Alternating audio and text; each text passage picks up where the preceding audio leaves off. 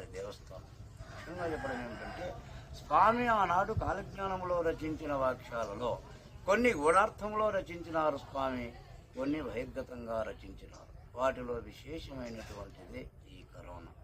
ఈశాన్య దేశమున విషగాలి పుట్టేనయ్య, కోరంకి జబ్బు వచ్చెను, కోటి జన నష్టం కోడి వలె తొలగి సచ్చేరన్నారు. ఆనాడు స్వామివారు చెప్పినటువంటి యొక్క వాక్యాన్ని అమెరికా దేశస్థులు ఇది అవాస్తవం, జరగదని చెప్పి తక్కువగా అంచనా వేసిన. ఎప్పుడైతే ఆ అమెరికా దేశంలో విపరీతమైన జననష్టం సంభవించిందో, ఆనాడు స్వామివారు చెప్పినటువంటి ఇది వాస్తవం కదా అనే విషయం కూడా వాళ్లకు జ్ఞానోదయం కలిగింది. మున్ముందు స్వామివారు కొన్ని వింతలు విచిత్రాలు జరుగుతాయని చెప్పినాడు. ఏమిటయ్యా అంటే, బెండ్లు మునిగి గుళ్ళు తేలుతాయన్నారు.